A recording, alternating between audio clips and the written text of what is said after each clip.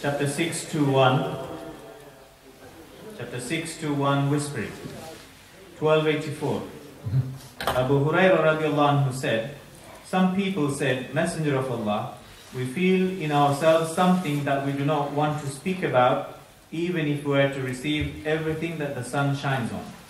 He sallallahu alaihi wasallam asked, have you really felt like that? They said, yes. He sallallahu alaihi wasallam said, that is clear belief. الحمد لله رب العالمين والصلاة والسلام على أشرف المرسلين وعلى آله وصحبه أجمعين على من تبع هداهم إلى يوم الدين. We would like the brothers who are in the corridors to join us inshallah, or to just lower the voice, Jazakumullahu khairan. The chapter title Al-Waswasa, the whispering. This is a chapter that Imam al-Bukhari brings, and it's a very important topic and a lot of benefit out of this topic.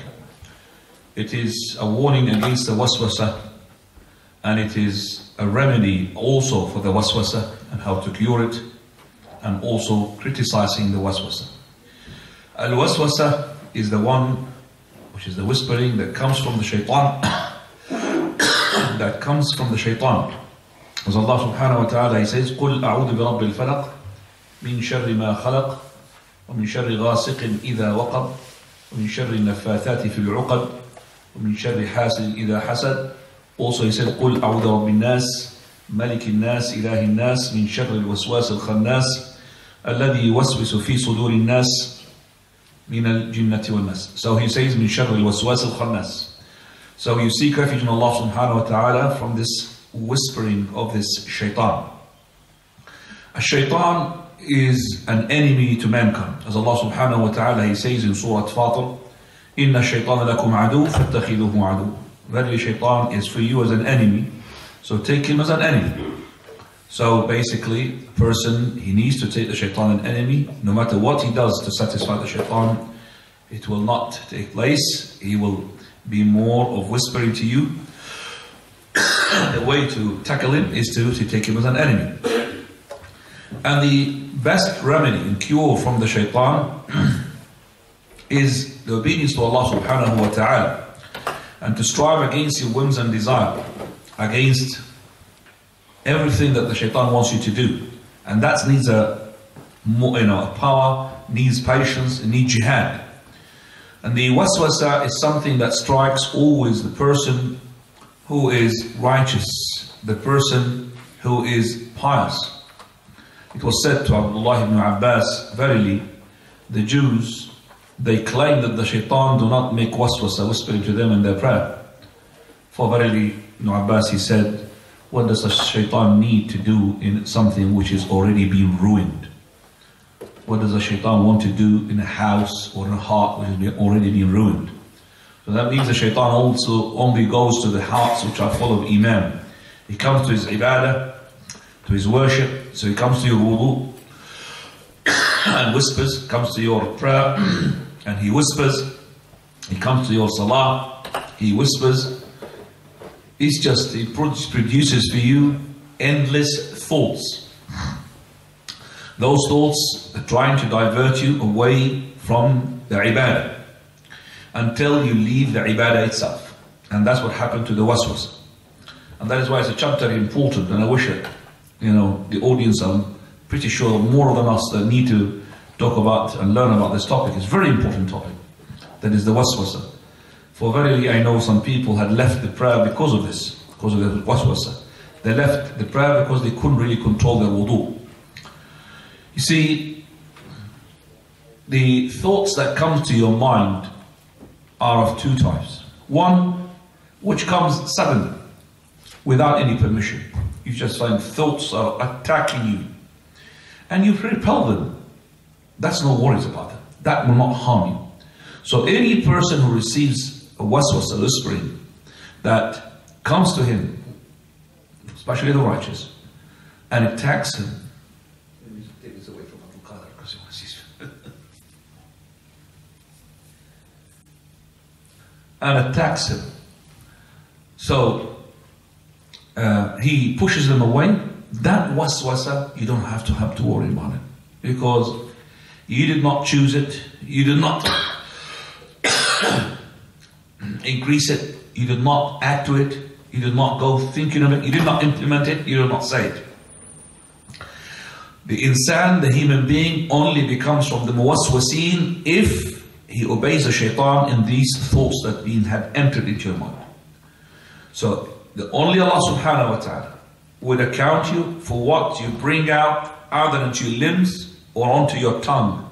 Then this waswasa will be covered for. Otherwise, this waswasa, as we're going to see from the hadith, if you repel it and you kick it away, then this is from the iman. The iman is that not to have lots of waswasa, but the iman is to expel that waswasa. That's the iman. The iman is that this waswasa does not settle in your heart. That's the waswasa. So if we ask those people who do things which are not from the deen, we call them waswasin, under the control of whispering, what is your proof of what you're doing? Like for example, the ones who go and make istinja before they make wudu.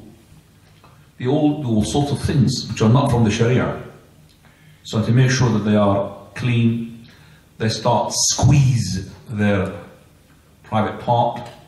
Some of them they jump up and down. Some of them they even harm themselves by hitting it on the wall. I know that for a fact. Some of them they even shout just to make sure that they've got nothing there left. Some of them even go to the extent of putting a pipe into his penis inside in order to clean it. And all of that, it hasn't got any proof or foundation. So we asked him, did Allah subhanahu wa ta'ala say that? Did his Prophet ﷺ say that? Did his companions, the Salaf, say that? So if it is the case, then who said that? Shaitan. If the Prophet, Allah and His Messenger and His companions didn't say that, it must be them, the Shaitan. The best books for that, إغاثة اللهفان من مصائد الشيطان, Ibn al-Qayyim or Ibn al-Qayyim al-Jawziyah. And this is a book for those who are under the control of whispering, to read that book. And also Dhammul Muwaswasin to Ibn Qudama al-Maqdisi, from the good books as well, to read about that. So this person came to an Imam, Ibn Jawzi rahimahullah, and he says to him, verily, I make wudu into a very freezing water. I jump into it in order to make sure that I'm in wudu. Do you think I need to repeat that wudu? So he says, there is no even prayer upon it. You don't have to pray. Reason behind this, because Allah's Messenger said the pen is raised from 3. One of them is the insane until it becomes sane, and you are insane. If you jump in freezing water yet you are thinking you're not in wudu, that means there's something wrong with your brains. So what is the cure for that? Prophet ﷺ, he says to those people who are in the prayer, لا تخرج. Abu Hurairah asked the person, he's feeling that there is something that come out from his backside. So he says, لا تخرج. Don't leave. حتى تسمع صوتا أو تشم ريح, till you hear a noise or you smell it. Hearing a noise or smelling it means being 100% sure. So if you're not 100% sure, don't leave. For very, we do have a hadith which is not authentic, talking about shaitan called Walham. He comes to one of your hairs at the backside of yours where the feces comes out, and he pulls it. And when he pulls it, you feel that you have air coming out, and there wasn't. So the person who's got nothing wrong with his ears, nothing wrong with his nose, and he doesn't hear anything or does not smell anything, then he should stay in the prayer and never follow his waswasa. Once you start following waswasa and obey the shaitan, then they will take you outside even the fold of Islam. Never mind just not to do the prayer, but you will leave the Islam totally. So this is a cure for the person who is got this waswasa. Also another cure for the person when he makes his istinja, he after he makes the wudu, what he does, he sprinkles water onto his pants, onto his private part. So into the pants, he sprinkle water. the reason behind this, if the person had a doubt because the shaitan comes to him that he had a drip or something dropped from him, then no way you will be able to know that it is from his penis or was it from the water that he threw inside his pants. So throwing water into the pants would cure the situation for those who are Muswasi. So this is from the Sunnah. Then after you make wudu, you throw into your pants. Sprinkle water. The hadith. عن أبي هريرة رضي الله عنه say that the Prophet said, Messenger of Allah, O Messenger of Allah, we find in ourselves something and we don't want to talk about it, even if we had to have whatever the sun had risen upon in the whole dunya. So even if you swap this with the whatever is on the dunya, we'll not be able to talk about it because it is outrageous, it is nonsense, it is something haram, it is something not acceptable by us. We can't say it. So the Prophet he said, أَوَجَدْتُمْ أَوَقَدْ وَجَدْتُمْ ذَلِكَ. Did you find that already? He said, yes. He said, this is the clear iman. What is the clear iman? To find the waswasa? No. The clear iman is that you don't like to speak about it. You hate it. You don't want to settle it. You don't want to make it something. No. That is the thing that you... That is what the thing is. The Prophet he said, this is the clear sign of iman. So when the person finds something in his heart, he doesn't like to say it because he can't bear to say it. Even he thinks that, is it really that I have these sort of evil thoughts? Don't worry. Don't worry about that because everybody has these evil thoughts. Everybody, those evil thoughts come to them. Especially the stronger iman people amongst you, they will have it more. They'll come to them. Because it said, as Abdullah ibn Abbas, he said, what does the shaitan need to do to somebody who is already, his heart is ruined? He's not a customer anymore. Okay? So,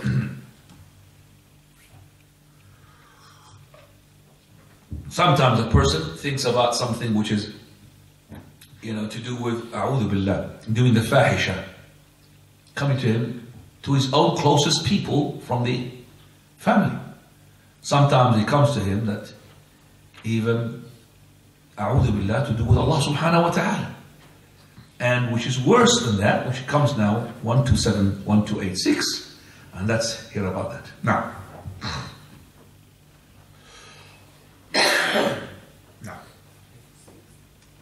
1285, yeah.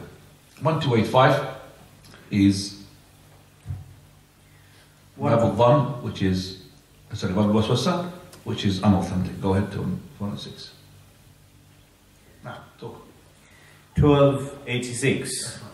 Anas bin Malik radiallahu anhu said, the Messenger of Allah sallallahu alaihi wasallam said, people will continue to ask about things that do not exist to such an extent that they will say, Allah created everything, so who created Allah? So these are the things that you don't like to talk about. Those are the things you want to keep inside. And it pushes you. Who created this? Who created that? Who created this? Allah. Allah. Who created Allah? It comes to you.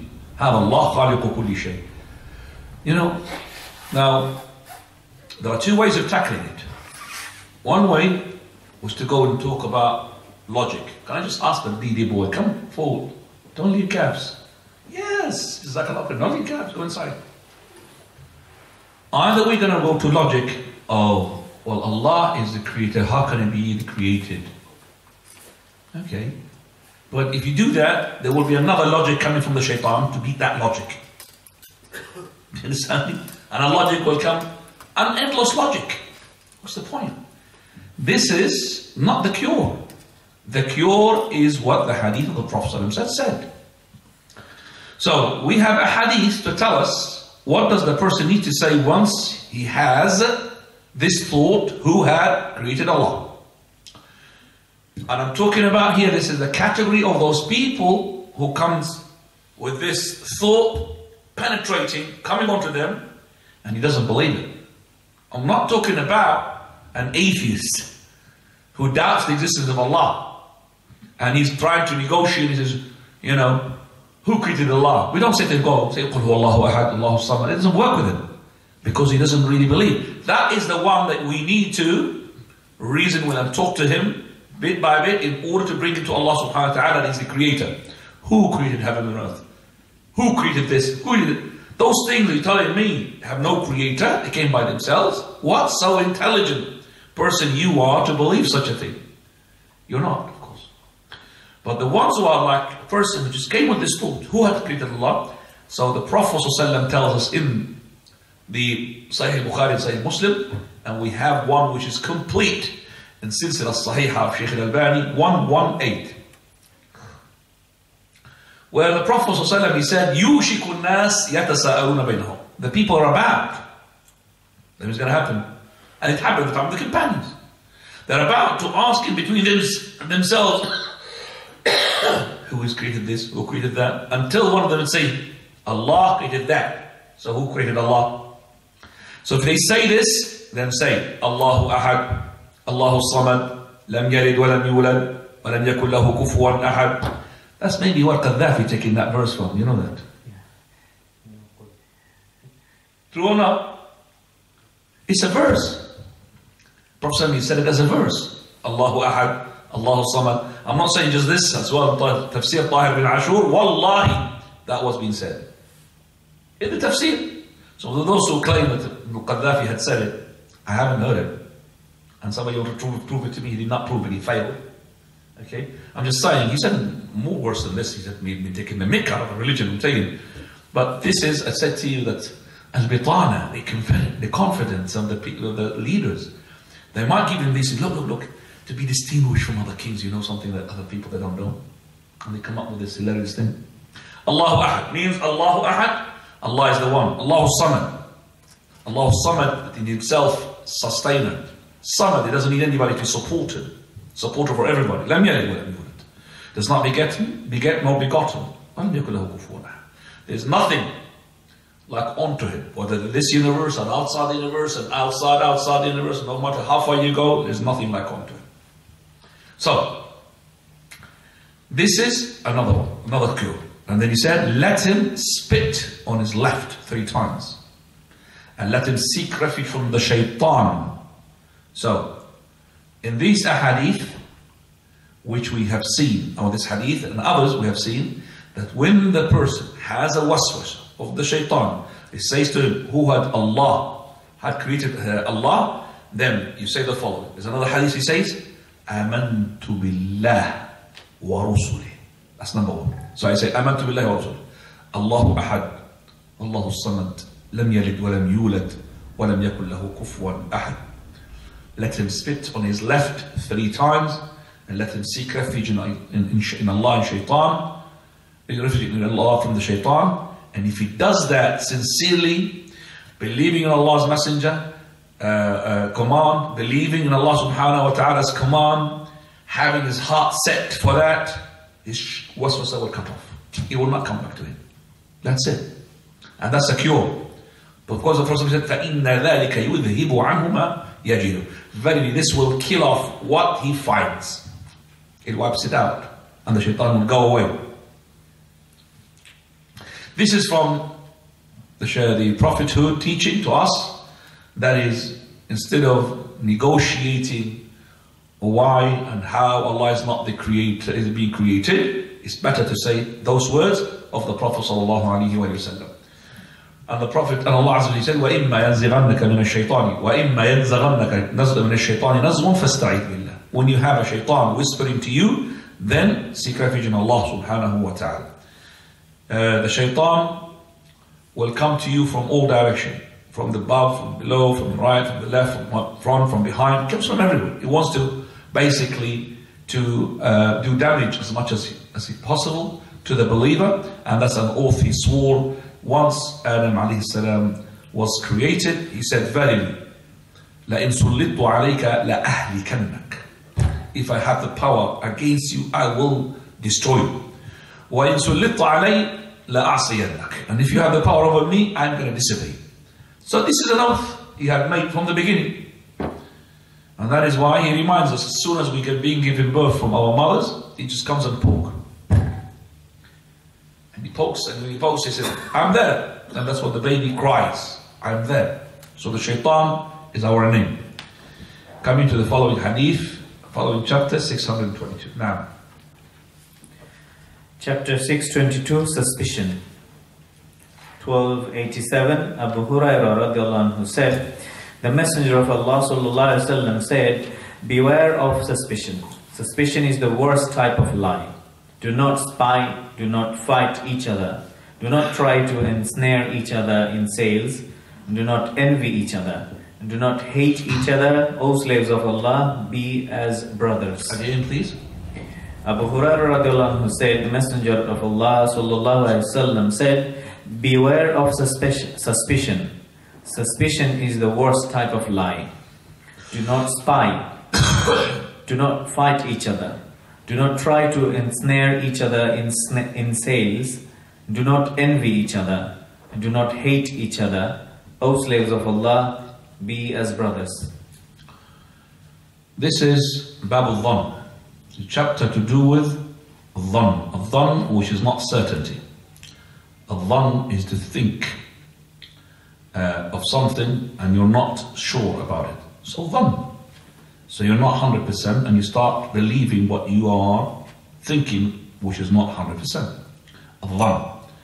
And here, the Imam al-Bukhari brought this chapter to say that this Dhann is no good. And a hadith from Abu Hurairah, the Prophet ﷺ, he said, إِيَّاكُمْ وَالظَّنَّ. And this hadith had come with different narrations from different narrators. I'm talking about different collectors. The narrator is Abu Hurairah, is the same. إِيَّاكُمْ وَالظَّنَّ. Another hadith says, وَلَا تَحَاسَدُ وَلَا تَجَسَّسُ. It starts like this. وَلَا يَبِعْ بَعْضُكُمْ عَلَى بَعْضٍ. It's a long hadith. Basically, this hadith tells us that the Islam religion is a religion of peace. A religion that brings the love in between people. And that is where Allah subhanahu wa ta'ala says, يَا أَيُّهَا الَّذِينَ آمَنُوا ادْخُلُوا فِي السِّلْمِ كَافٍ. Oh, you have believed, enter in Islam completely. So, because of that, Islam came to warn us against those things that would destroy the love and the bonds between us. And we don't have the love between us, then we will not have the belief. And we don't have the belief, we're not going to enter paradise. Prophet ﷺ, he said, verily, أَلَا أَدُلُّكُمْ عَلَى شَيْءٍ إِذَا فَعَلْتُمُوهُ تَحَبَبْتُمْ. He said, وَالَّذِي نَفْسِي بِيَدِهِ, by the one whose hand is my soul. لَا تَدْخُلُوا الْجَنَّةَ حَتَّى تُؤْمِنُوا. You will not enter paradise until you believe. وَلَا تُؤْمِنُوا حَتَّى تَحَابُوا. And you will not believe until you love one another. أَلَا أَدُلُّكُمْ عَلَى شَيْءٍ إِذَا فَعَلْتُمُوهُ تَحَابَبْتُمْ. Shall I inform you of something that if you do it, you will love one another? That is, أَفْشُوا السَّلَامِ. Say salam. And salam here is not just simply saying to your brother, Assalamu alaikum. But salam is actually, that is the salam to spread among the Muslims. Salam that brings the love and affection between the brothers, that your brother is so dear to you and you want to help him. You want to protect him. And this hadith is one of the 1,000 ahadith regarding the warning against all of those that would destroy the love. Number one in this hadith, إِيَّاكُمُ الظَّنَّ. Be aware of dhann. فَإِنَّ الظَّنَّ أَكْذَبُ الْحَدِيثِ. Verily, the dhann, it is the one of the biggest lies. أَكْذَبُ الْحَدِيثِ. Biggest lies in the hadith. We are asked by Allah's Messenger ﷺ to have good opinions about our brothers. Ihsan al-dhann. Ihsan al-dhann is that a person, when he sees something from his brother, who hasn't got any doubt about him, who hasn't got any history, criminal history, okay, right? And this person, he did something, and verily your mind jumps, oh, he meant that. That is not right. So, if for example, you left your mobile here, and you left to go to the toilet, and all the brothers here are known, mashallah, to be good. You saw the mobile is gone. Oh, okay. such and such person, Shakir is closest here, had stolen it. And that is in your mind, that's a'udhu billah. It could be, had fallen from the table. But it's too late now, you have the dhan. And that dhan, if we translate it into tongue, it will be destruction. It could be a little kid took it and put it somewhere else. It could be the shaitan tampered with it. Do you remember what the shaitan does onto the bed? That not to think evil about your wife because of that. But if you had a criminal amongst us, a thief is well known, and he was next to your mobile, and you went, and the mobile is let come, it is not having dhan or bad dhan, or that if you have thought that he's a thief, because you already had a what? History. Or you have seen him, for example, putting something into his bag. It could be it could be not, but if you had that into your mind, it is not done because it's based upon facts. Based upon facts. Right. Also, he says, وَلَا تَجَسَّسُوا. Tajassus is spying. There was, among the scholars, difference between tajassus and tahassus. They say tajassus on the outside and tahassus amongst the localities. So the Imam, the Khalifa, he will make tahassus. What do they need, the people? Well, not tajassus against them. Alright? But they said the same meaning. He said as well, tajassus is to do with tajassus on the awrat, the things are wrong, and tahassus on something which is not awra. But tajassus and tahassus, they come for the same meaning. Tajassus, spying on one another. And spying one another is not right. Some people, their curiosity, they would like to know what is happening behind that door. And they start looking through the keyhole. And the Prophet ﷺ gave us the permission to poke the eye. We talked about that before. In this, to have a rod and poke the eye. And if you knocked his eye, Islam will not really make you lose anything. No retaliation against you. One of the companions, he was looking, and Prophet of Allah is about what? To poke him. Had it been that he did not move, he said, well, I've got it. I've almost got you. Okay, almost got you. This is an Islamic state, brothers, please. Okay, an Islamic state. Can't do it here. Because you do it here, unfortunately, the law does not really say to you, yeah, well, they will say to you, you should have really, you should have warned him, you should have told him, so be careful. So don't say, oh, Suhaib told us to do that. Put me in trouble. So, at-tajassus is haram, especially if it is a person who wants to harm a brother. He starts, for example, tapping him, recording him, lowering him to say something, then recording him, then later on use it for something else. All of that is haram from the tajassus, and it will destroy the love. Then he says, وَلَا تَدَاوَرُوا وَلَا تَنَافَسُوا. Tanafus. Tanafus, either tanafus with fighting, but tanafus, evil tanafusu is against the dunya. Tanafusu is that you compete against one another by depriving the person from his, for example, haqq. So this tanafus, which is, we call it unfair tanafus, unjust tanafus. Not the tanafus where the people are, for example, they're trying to, for example, see who's better in Quran recitation. And that's no problem about that. Not the tanafus, we say that the person, وَفِي ذَلِكَ فَلْيَتَنَافَسِ الْمُتَنَافِسُونَ, regarding the righteousness of Allah subhanahu wa ta'ala, no problem. But the Prophet ﷺ, he said, مَا الْفَقْرَ أَخْشَى عَلَيْكُمْ. It's not poverty which I fear upon you. What do I fear upon you? الدُّنْيَا أَن تَنَافَسُوهَا. You start competing with another what? Regarding the dunya. One person's got a little mansion. His wife of the other person, she does not sleep until her husband builds a bigger mansion than another one. Even she puts him in debt and loans, as long as that's not the tanafus that we want. That's a tanafus which will bring destruction to our love. وَلَا تَدَابُرُ. Tadabur is from, tadabur is to put the back to your brother. And this tadabur is a result from the following, which is وَلَا تَبَاغَرُ, from the hatred. When you dislike somebody, you have a grudge towards it. You should not. dislike or hate your brother as much as you hate a disbeliever. A'udhu billah. It's not right. And if you want to boycott him physically, don't boycott him spiritually from dua. To ask Allah subhanahu wa ta'ala to fix him up. So, وَلَا تَدَابَرُوا وَلَا تَبَغَضُوا. In between there, وَلَا تَحَاسَدُوا. Don't envy one another.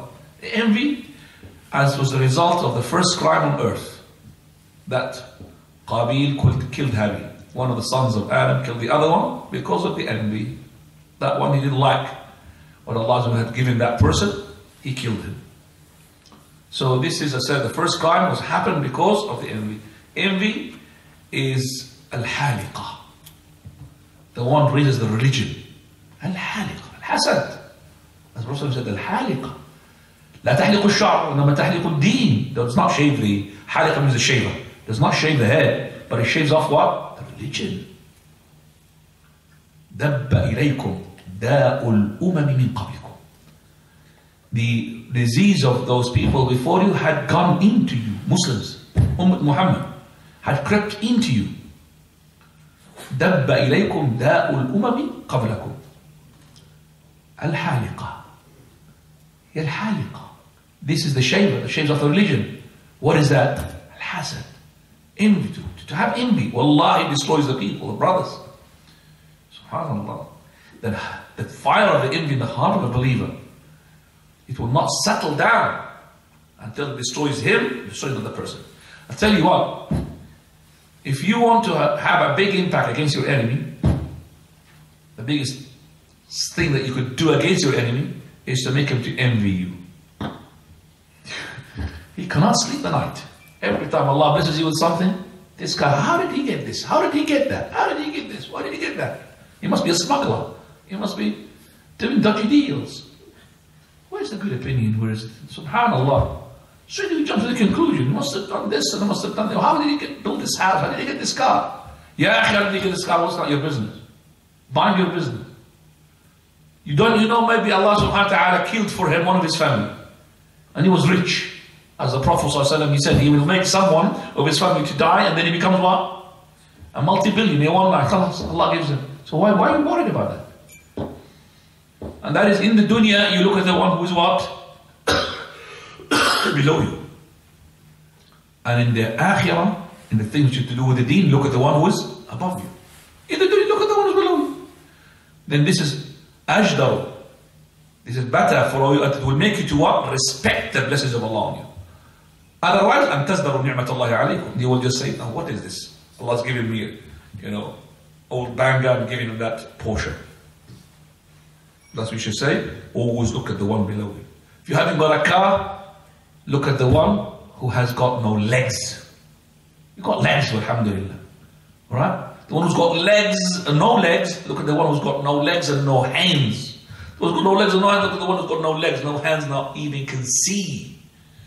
I'm pretty sure the one who cannot see, he would like to swap his hands and legs for his eyes. Pretty sure. Just to have to see. The pleasure of seeing. I don't want my hands, I don't want my legs, just give me my eyes. See? So the one who got no legs and eyes, just look at the one who can't see. And can't see, can't hear. SubhanAllah. Can't see, can't hear, can't talk. Worst. Can't say anything. No dhikr of Allah, nothing. So think of the blessings of Allah Azza wa Jal onto you. وَكُونُوا عِبَادَ اللَّهِ إِخْوَانًا. This is the last thing that he ended up the hadith with. وَكُونُوا عِبَادَ اللَّهِ إِخْوَانًا. That is why, because Allah subhanahu wa ta'ala, He wants us to be brothers. Al-Muslimu akhwa al-Muslim. The Muslim is the brother of the Muslim. So do what makes you love one another. That's what it means. كُونُوا عِبَادَ اللَّهِ إِخْوَانًا. Do what makes this love and makes you brothers. Do as much as possible to make this bond stronger in between you. So وَاعْتَصِمُوا بِحَبْلِ اللَّهِ جَمِيعًا وَلَا تَفَرَّقُوا وَاذْكُرُوا نِعْمَةَ اللَّهِ عَلَيْكُمْ إِذْ كُنْتُمْ أعداء فألف بين قلوبكم فأصبحتم بنعمته إخوانا. Surah Al-Imran, which Allah subhanahu wa ta'ala, she says that remember the blessings of Allah upon you when you were enemies and Allah made you what? Brothers after you were enemies. So hold on to this ni'mah, bite onto it. The brotherhood, he said brotherhood is very important for verily brotherhood in religion. much stronger than the brotherhood of lineage. Al-Muslimu akhu al-Muslim. Right, coming to the following hadith, which is 1288. 1288, Anas radiallahu anhu said, while the Prophet ﷺ was with one of his wives, a man passed by, and the Prophet ﷺ called him and said, so and so, this is my wife, so and so. The man said, whoever I might suspect, I would not suspect you. The Prophet ﷺ said, Satan flows in the son of Adam as blood flows. Right, Anas radiallahu anhu narrates that the Prophet ﷺ, he was with a woman from his women, and this woman, she is Safiya to Huyay. Man passed by him, another narration says 2 men passed by him. So the Prophet ﷺ called him, another narration called them, say Muslim. Also, and so, this is my wife. He said, who wants to have any bad opinion about, I will never have a bad opinion about you. The Prophet ﷺ answered, verily, shaitan runs into son of Adam, in the same vessels where the blood runs, into the same veins where the blood runs. So, this is something that the person needs to do in order to cut off any bad thoughts that might creep into the mind of your brother. So if you have, for example, something that might make the people think about you wrongly, then I would say, stop it. I'll give you an example. Once I asked Shaykh al-Albani rahimahullah regarding having a watch made of gold-plated metal. It's not gold, gold-plated. You know the gold is haram. Unto men, it's haram. But gold-plated is metal, but it's gold-plated. So the Shaykh, he said, fatwa or taqwa. Do you want the fatwa or you want the taqwa? I said, what does that mean, Shaykh? He said, the fatwa says halal, but the taqwa says haram. Because when you put this golden watch onto your hand, what does the people think? Is it going to be, oh, it must be gold-plated, it must be... They think it's gold. Unless you're going to be put big, massive sign there in all type of languages. Any person, Chinese, is gold-plated, which is halal. In English, gold-plated is halal. Arabic, gold-plated is halal. And you hang it next to the watch and keep walking with it. Which is impossible, of course. So why should you do such a thing and make people think wrongly about them, about you? So the Prophet of Allah, when he saw this man who passing by, and he was with his wife, and nobody says it is wrong to you to be with your wife. And the Prophet ﷺ called him, this is my wife. Do I need to do that every time I walk with my wife? Somebody passes by me, brother, come in, this is my wife. I'm asking, do I know to do that? No, I didn't know to do that.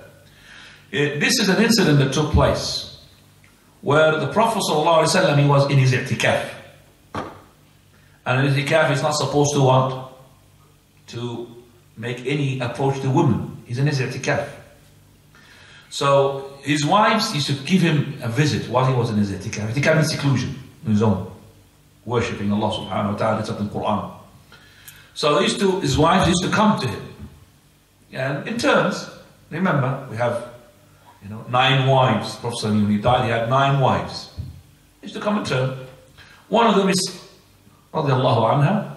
Her name is Safiya bintu Huyay. Not Safiya bintu Abdul Muttalib. Safiya bintu Abdul Muttalib is the auntie of the Prophet sallallahu. Alright? His Zubayr radiallahu anhu. Zubayr, Safiya. This is Safiya bintu Huyay ibn Akhdar, a Jewish man. So she's his daughter.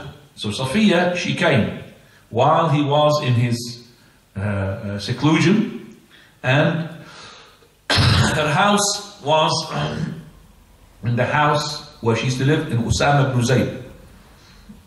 2 men passed by from the Ansar. As soon as they saw the Prophet of Allah, they walked fast. This walking fast plus the Prophet of Allah was in the seclusion. And the Prophet of Allah, when she came to him in the masjid, he wanted to accompany her to the door of the masjid. Accompany her. That is when he was spotted by the two companions. And it was during the darkness. So any person would think, oh, hang on a second, maybe there's something wrong here. But of course the Prophet of Allah, this is. Yet the Prophet of Allah, he stopped these two when he saw them walking fast. And why they were walking fast? Is it because they wanted to give him a room for doing fahisha? I'm asking. So why they went fast? To give him more privacy. They want to give him more privacy. That's what it is. We have good opinion about our companions. So they thought the Prophet of Allah needs more privacy. We should really go away from the women. So go. But the Prophet of Allah stopped them. Privacy or not privacy. He said, by the way, she's Safiya. Safiya is well known for them. And why he said that as well, the Prophet of Allah said that because, well, number 3, she was covered. Face, all of her. She's covered. She was Safiya. Now Safiya, khalas, is Messenger of Allah. Subhanallah, Ya Rasulullah. What does that mean? Subhanallah, said that. That means, do you think Messenger of Allah had a doubt about you? Like doing something haram? Prophet of Allah did not negotiate whether you think about this haram, we don't think this is haram. I'm pretty sure they don't think about haram, but shaitan is clever. A'udhu billah. He said, Inna shaitan, verily shaitan, yajri min ibn Adam. He will go from the son of Adam just like the blood goes. And we have to believe in this hadith as it is. That means the shaitan is going into the veins. It's not to think, oh, he's whispering, go to the veins. No, himself. He goes thin, and he goes into the veins, inside. Okay? So the smaller the veins it is, the more what? Tough for him to go through. And the bigger the veins are, the better he runs. So the best thing to make it tight on him, fast. When you fast, less food. So the blood does not go with strength. And that the vein will go what? Thinner. So when you're fasting, you find the shaitan is dizzy himself. Can't go through it properly. He got dizzy. He's trying to make his way through. Can't. That's why in the fasting days, you don't find yourself any interested in any lust. Because you're dizzy, shaitan is dizzy, everything's dizzy. He's tired. He's inside, he's tired. You're making him tight on him. But once you start eating food, kebab and everything, start getting bigger, shaitan is start now funfair inside. Sliding. It's true. That's what I'm just saying. It's not really a joke. It is true. So when we have this hadith, we have to explain it as it is. So the shaitan goes into the person just like the blood goes into the veins. And he said, وَإِنِّي خَشِيتُ أَنْ يَقْذِفَ فِي قُلُوبِكُمَا شَرًّا. And I was afraid that he would throw evil into your hearts. Shubha, doubtful. Allahu Akbar. This is adab being thrown in the hearts of the companions by the shaitan seeing the Prophet of Allah. So who is this person who says, I'm going to go to a person who is dodgy, not the Prophet of Allah, dodgy. And he's got doubtful thoughts. And he's got animations. And then he says, I want to sit just to listen. A'udhu billahi ya akhi. Aren't you scared that that man is going to throw satanic, shaitanic sort of thought into your heart? These are the companions and this is the Prophet of Allah. You would never think the companion to think evil. And you would never think ever that the companions have evil thoughts about their Prophet. Yet the Prophet said, no. Shaitan might throw something into your heart. Because evil. Evil. About the Prophet is evil. So this is what you say to the brothers. Don't you ever sit with an elevator and you say, oh, I'm immune. Immune of what? You could be immune maybe against normal disease with injection. There's no such thing called immune. Okay? Those salaf, whenever you hear them talking about the Ahlul Bid'ah and innovation, they will stop. They said, used to put our fingers into our ears. Muqtada came to say to Abu Ayyub al-Sikhtiyani, I want to have a word. He said, not even half a word. Go. He said, have a word. He said, not even half a word. Not even half a word. Go. People came to them, one of the companions. He said, I just want to negotiate about this verse. Can you just tell me? No. No.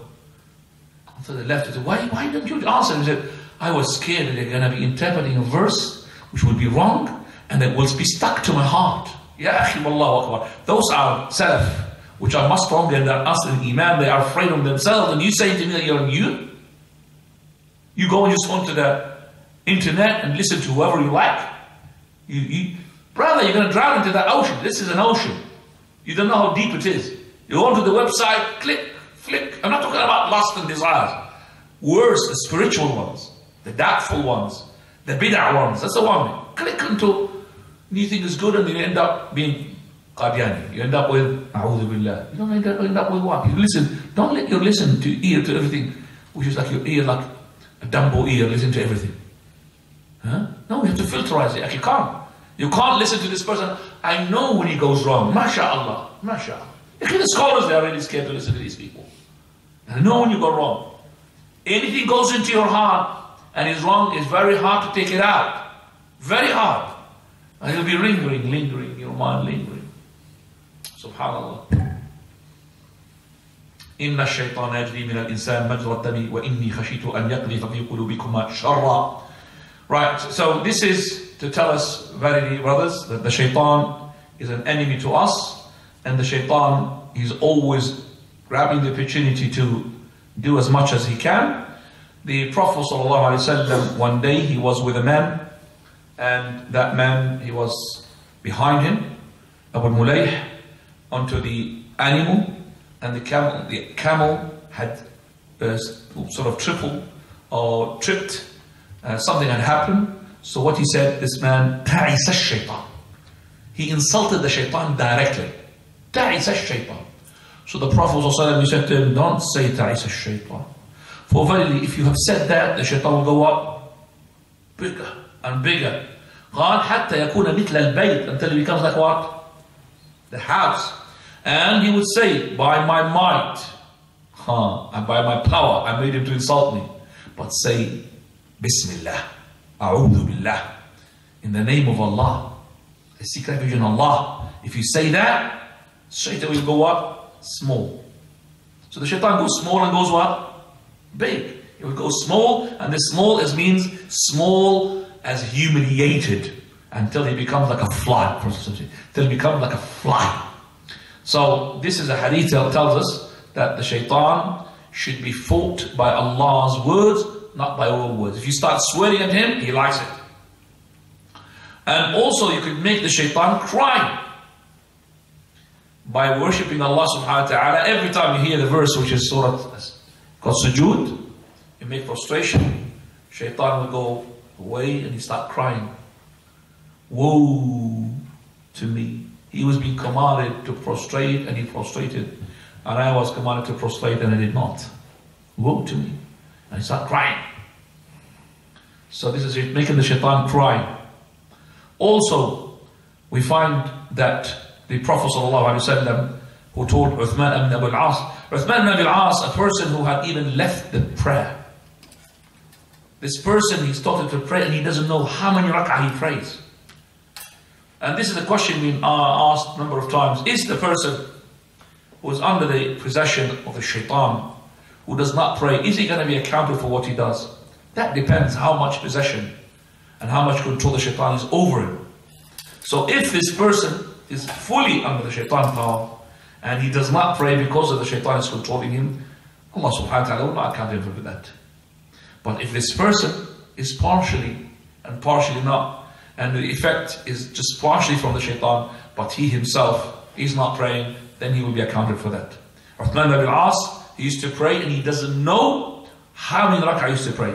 So the Prophet said, this is the shaitan, come closer. So the Prophet was going to do what? Ruqyah, come closer. So when he came closer, so he said, I stood onto my toes. And the Prophet ﷺ, he hit into my chest with his hand like this, and he blew into my mouth, and he said, get out, enemy of Allah. Get out, enemy of Allah. So he did that 3 times, and then he said, go back to your work. MashaAllah. Okay, this is the Prophet ﷺ. But I'm telling you, there were some raqis, and the ruqyah is beneficial. The more a person who is learned about the ruqyah, and the more closer to Allah he is, you'll find his ruqya is powerful. Okay, especially the ones who does not use his ruqya for the sake of trade. You understand me? Trade. And he asks hilarious wages and return. Okay. Now these days you find them so busy. So busy. So if you want to get an appointment, what is the secret? What is the secret? Wallahi, some of them, they don't have any time whatsoever. But if you want to get an appointment with them to make ruqya, the secret, what is it? More money. People offering 50, a brother will offer you 100. Yeah, I've got you a slot. Somebody come here, inshallah. I'll see you. I am not joking. What happened? I tried it with somebody. It worked. So when it said offer £200, oh, we have a slot now after half an hour. Come. The more money you give them, he will not really be as beneficial as those who are really, mashallah. They will cure. And then, if they receive something with themselves, they're not asking for it. It came to them, then that is the halal. Don't you ever use the hadith of Abi Sa'id al-Khudri when they went with some companions together and they passed by a village and they asked for to be hosted, to be entertained as guests. And they were not being given nothing. So they camped outside the village and they didn't have their entertainment, which is a must in Islam. So their chief had got ill because he was stung by a scorpion. So they asked for a raqi because they thought these people are all the time reciting Quran, so they must be close to Allah. So they said to them, come, give us ruqya for our chief is about to die because he's stung. He said, no, we'll not give you until you give us our price. Because they're not giving them the entertainment. So he came, and Abu Sa'id al-Khudri, he made ruqya of the Fatiha how many times? 7. And he blew 7. Fatiha, and he blows 3 times. And then they left, and the chief, oh, really, mashallah. No hospital, nothing. Straight away they send them more than 30 sheep. MashaAllah. Bunch of sheep, herd. Take it. So the companions are about to take it and share. He said, no, let's go and ask the Prophet Allah. Halal wa halal. So they went to the Prophet. The Prophet said, give me my share. What does that mean? He said, halal, he doesn't want to share. He said, if I take it, you could eat it, you could eat it. Where's my share? He does not take a share.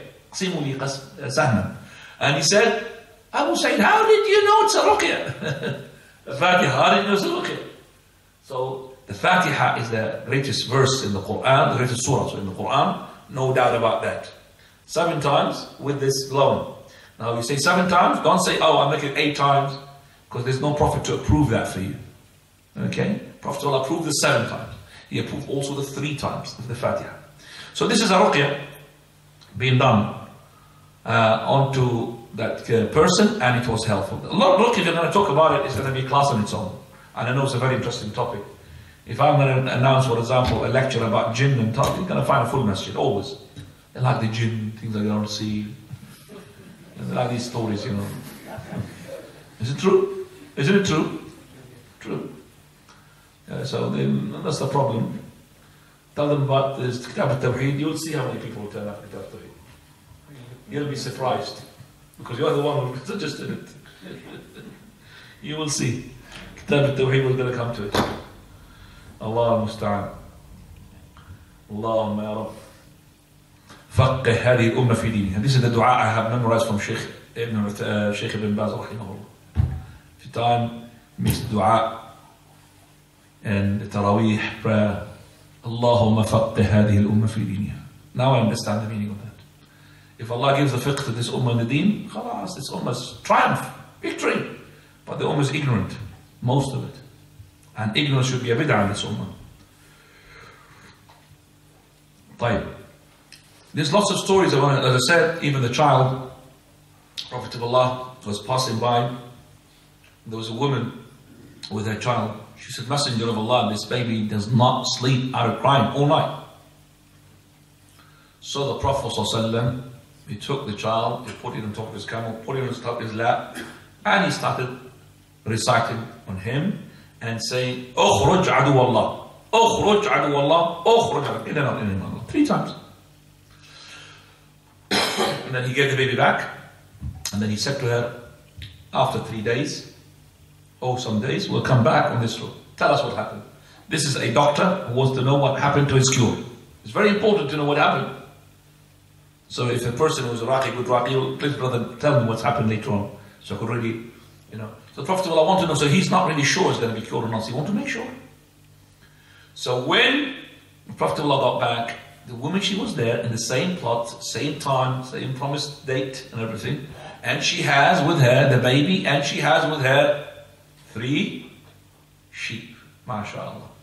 3 sheep. So, what happened to the baby? Prophet knows the answer already because there's 3 sheep there. But he asked.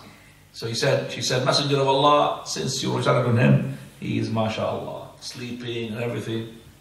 So he told the companion, Al-Abbas, I think and I believe, to take 1 and return 2. You see? To take 1 to show it's permissible. To return 2 to show that he's not greedy. Imagine now somebody else. 3 only? Just 3 sheep? Your baby, mashallah, was such and such, and now, alhamdulillah, 3 sheep, ya akhi. Stingy, Allahu Akbar. Well, give me 5 sheep, I'll accept show. That's what happens. Allah al-Musta'an. So all you think is the money. When you think like this, the barakah goes away. He blew into his mouth, that baby as well. He blew into the mouth of that baby as well. Right. Yahya ibn Mu'adh, he said, and he was truthful in what he said, a shaitan is having free time and you are preoccupied. That means you're busy, isn't it? But the shaitan is not busy. He's busy with you. He's busy off getting you. So his job is you. So he's got plenty of time, but you have no time. Shaitan, he said, the one who sees you and you don't see him. Look at that. Shaitan is the one you forget, but he does not forget. You forget, but the shaitan does not forget. The shaitan isn't from your soul, from yourself, he uses it against you. So he uses your own self against you. Allahu Akbar. إِنَّ الشَّيْطَانَ لَكُمْ عَدُوٌّ فَاتَّخِذُوهُ عَدُوًّا إِنَّمَا يَدْعُو حِزْبَهُ لِيَكُونُوا مِنْ أَصْحَابِ السَّعِيرِ. He calls his people or his followers to be from the dwellers of the hellfire. So this is to show you how the shaitan is working day and night until he gets you into the hellfire. This is his target. So make sure he does not fulfill his target. أسأل الله سبحانه وتعالى أن ينفعنا بما قد سمعنا, and we will continue inshallah into next week. Is going to be the clock will be forward, so our class is after Maghrib, huh? Yes? 8 o'clock. What is it? After Maghrib. Is it? No. 15, 20 minutes. Because Maghrib uncle is going to be about 7:30 to something, 32. So by the time it finishes, it's about 8 o'clock. So it's almost after Maghrib. Almost. Definitely the week after will be after Maghrib. Inshallah. Right. Have any questions, please? I left one deliberately, which is 1, 2, 8, 9, to leave something about the shaitan. Now. So that you started to tell us specifically about there are 2 types of waswasa. One is the sudden which comes and attacks. Waswasa comes attack, and the other one which is that is something that is a shubha, doubtful thing is coming to you. Like this woman, and please remind me to talk about this because I forgot. So every time I want to talk about it, subhanallah, I forgot it now as well. طيب خلينا وما أنسانيه إلا الشيطان.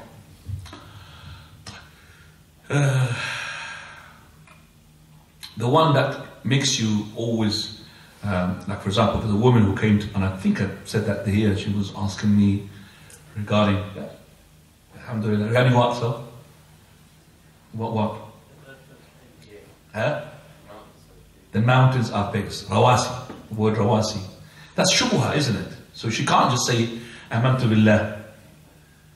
A'udhu billah. Spit on her left. Allahu ahad, Allahu samad. There is something there she had read from the website. You remember that? Yeah. And hooked into her heart. Because that person who said to her, how can it say that this rawasi, and we know that the fact that the earthquakes happens all the time where the mountains are. So these mountains, why does it prevent the earthquake?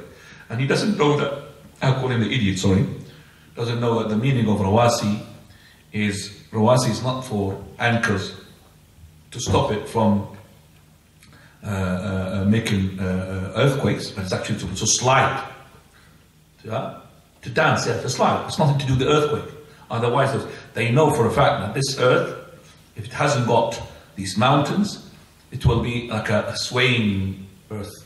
But it's nothing to do with the earthquake that it is. And also anchors here, pigs. If you have now the device, we should call it the dabdabani, waves, they have found that whatever you find on top of the mountain, the root of it is exactly almost the same. So the shape of the mountain, the top, the shape of the mountain is under the ground, subhanAllah. And that's anchor. That's an anchor, rawasi, anchors. So that is not going to be. So this is the second time. All right? Okay. But there was something I wanted to talk about. Yes. Jazakallah khairan. Regarding the doubts and having good opinion about your brother, this has happened to me, and I don't know if I said it here or not, but if I said it maybe a long time ago because I can't remember saying it, that myself happened to me that alhamdulillah there's a brother who had a good opinion, and when you have good opinion you protect the reputation of the brother from being tarnished. طيب, Allah, uncle, a question? No.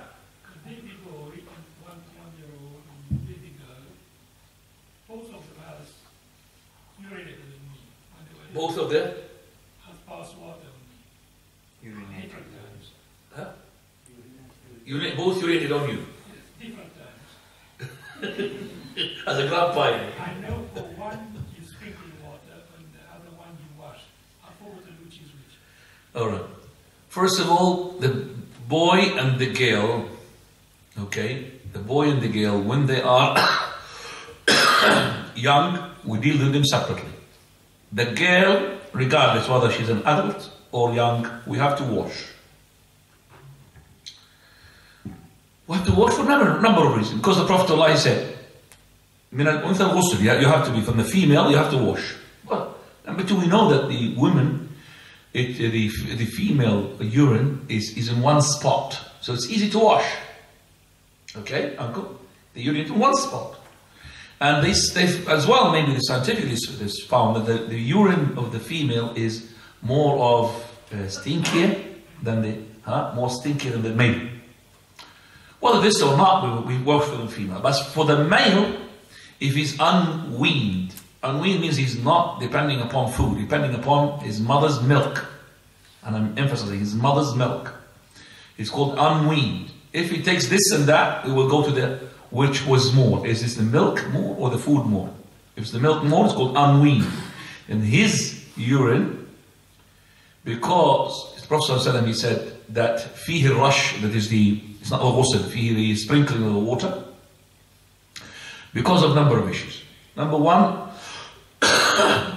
the male is always being carried by the fathers. They always carry him outside. The female, they don't carry him.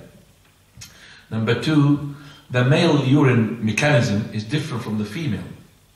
And when the male urinates everywhere, it's like a hose pipe. It's everywhere. And that is why to wash that is going to be difficult, uncle. That's why sprinkle. It doesn't matter, you have to really follow where it is. Just sprinkle where you think it is. Sprinkling water. Number three, which is scientifically, they said, that the male urine is cleaner than the female. Well, this is one, I don't know, proved or not proved, but we follow the Prophet sallallahu alaihi wasallam. Okay, uncle? Fadal. 1286.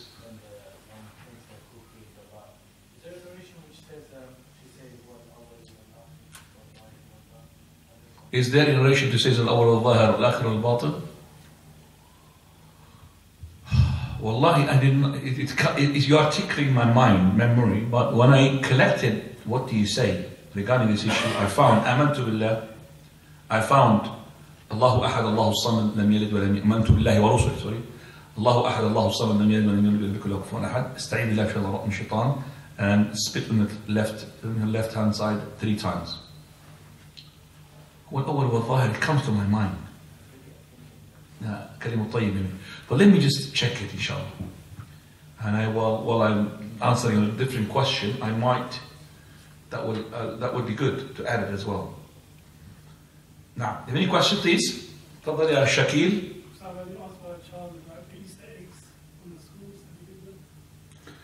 Easter eggs. Easter eggs, that means the chocolate eggs, which is being given to an Easter. There's no difference between it and flowers being given at Valentine's Day. There's no difference between it and candles being given at such events, because those things are being given for a specific event, and that event is to uphold something which is non-Islamic, something which is not religious, and it's against the deen.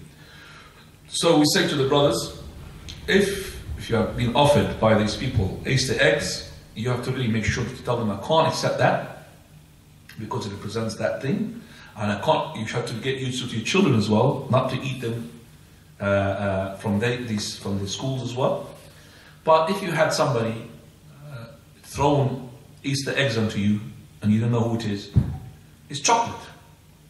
So if you throw it, you're going to be wasting something which is, and you're not really. What is the point of giving it back? To show them that we don't celebrate. So the chocolate in itself is halal. But because it's being given in a way, in a shape, and an event, and a date, to represent that haram, that's why we don't eat it. Okay? So somebody threw candles, which represents, for example, Eid Valentine, candles. So if you don't know where is the candles coming from, so you're going to throw the candles in there. And I'll give you more examples. Somebody threw a tab, mashallah, computer, tap onto your Christmas present. This is Christmas. And he didn't say anonymous. We're going to throw it in the bin. Christmas haram. The tap is not haram. It's the event is haram. So if I can't return it back to the person, what am I going to do? You take it, use it. All right? So because don't you ever think that we're going to hang it outside and going to say, I don't want it. You're going to have thieves, coming to take it away, not the person. So remember that. So there's something haram for itself, it's haram itself, and something is haram li for something else being used in a haram way. And this is something that the shuyukh and scholars, they give an example. That something which is haram for itself, and something haram, why? Because of that usage of it. Okay? So for example, the knife, if you sell it to someone, who's going to cut it in the kitchen, cut cucumber. But brother, I want to buy a knife for you. Why? Because I'm going to kill that woman, take her money. That became haram because of the usage of it. Same thing with the chocolate. By the way, if you have the chocolate, which is the eggs, even thrown to you, don't give them to your children as an eggs. Crush them. And make them maybe chocolate syrup. Alright? Don't give them chocolate eggs. Eggs, they're not supposed to use it. Because that eggs is going to be into their mind. Eggs. Now. Fadal. Regarding the ruqya, you recite Surah Al-Fatiha 7 times. You meant to place your hand on the area where you have the injury. Can you count with your right hand and can you count with your left hand? Does it have to put your hand on the area where there is pain? You don't have to put the hand on the area. It would be. I wouldn't say it would be better, but we have seen scholars that do that. But we don't say that. The hadith that talks about put your hand where the pain is that to say 7 times, that's the one. But to recite the Fatiha on the person. You don't have to put your hand on that pain. After the Fatiha. One after that. 3 times.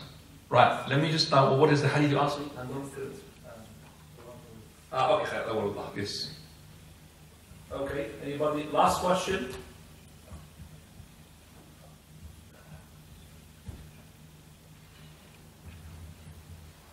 Now, So we seek refuge in Allah, which isti'ana should be used. when you seek refuge in Allah, always say أعوذ بالله من الشيطان الرجيم من همزه ونفخه ونفثه, or أعوذ بالله السميع العليم من الشيطان الرجيم من همزه ونفخه ونفثه. Right, and سبحانك اللهم بحمدك أشهد أن لا إله إلا أنت أستغفرك وأتوب إليك.